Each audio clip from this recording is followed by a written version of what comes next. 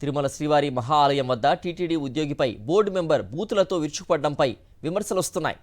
TTD ఉద్యోగులకు పాలక మండలి సభ్యుడు నరేష్ క్షమాపణలు చెప్పాలని సిఐటియు డిమాండ్ చేస్తోంది. నరేష్ తీరుకు నిరసనగా టీటీడీ పరిపాలనా భవనం ఎదుట ఉద్యోగ సంఘాల ఆధ్వర్యంలో నిరసనలకు పిలుపునిచ్చాయి.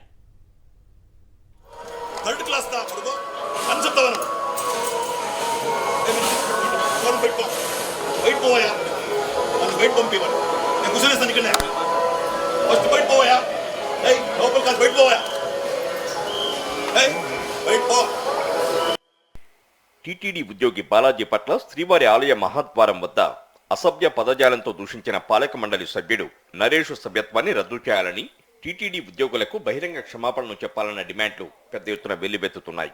టీటీడీ పరిపాలనా భవనంలో ఉద్యోగ సంఘాలకు చెందిన 3 యూనియన్లు సమావేశమై పలు డిమాండ్లను తెరపైకి తీసుకొచ్చాయి. బాధిత టీటీడీ ఉద్యోగి బాలాజీకి పాలక మండలి సభ్యుడు నరేష్ బహిరంగ క్షమాపణలు చెప్పాలని డిమాండ్ చేశారు యూనియన్ నేతలు. ప్రభుత్వం తక్షణమే పాలక మండలి సభ్యుడిగా నరేష్ను తొలగించాలన్నారు. లేదంటే టీటీడీ ఉద్యోగుల హక్కుల కోసం నిరసన పోరాటం చేస్తామన్నారు. బూతులు నా కొడకలారా అనేటువంటి పద్ధతిలో మాట్లాడడం, ఇక్కడ అసలు ఉండవద్దండి అనేటువంటి పద్ధతిలో మాట్లాడడం చాలా హేయమైనటువంటి విషయం. ఇది ఒక సంఘటన. ముందు వెంటనే బోర్డు మెంబర్ నుంచి మెంబర్షిప్ రద్దు చేయాలి. అదేవిధంగా అతను బహిరంగంగా టీటీడీ ఉద్యోగస్తులందరికీ క్షమాపణ చెప్పాలి. గురువారం ఉదయం టీటీడీ పరిపాలనా భవనం ఎదుట నిరసన కార్యక్రమం చేపట్టాలని నిర్ణయించారు టీటీడీ ఉద్యోగ సంఘాల నేతలు. 3 నెలలుగా ఇదే తరహాలో ఉద్యోగులపై పాలక మండలి సభ్యుల సూచనతో క్రమశిక్షణ చర్యలు తీసుకున్న ఉద్యోగులను తిరిగి యథావిధిగా విధుల్లోకి తీసుకోవాలని డిమాండ్ చేశారు. గతంలో ఎన్నడూ లేని విధంగా కూటమి పాలనలో ఇలాంటి దారుణాలు చోటు చేసుకుంటున్నాయని మండిపడ్డారు సిఐటియు నేతలు.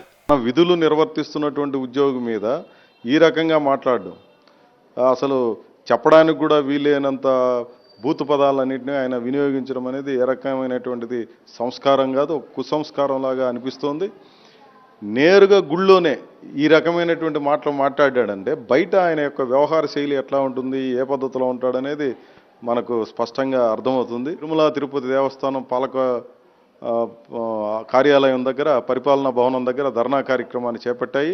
ఆ ధర్నాకి సిఐటి తరఫున సంపూర్ణమైన మద్దతును మేము తెలియజేస్తున్నాం. టీటీడీ శ్రీవారి ఆలయ మహాద్వారం వద్దనే పాలక మండలి సభ్యుడు ఇంత అసభ్య పదజాలం ఉపయోగించడం దారుణమన్నారు సిపిఎం నేత నాగరాజు.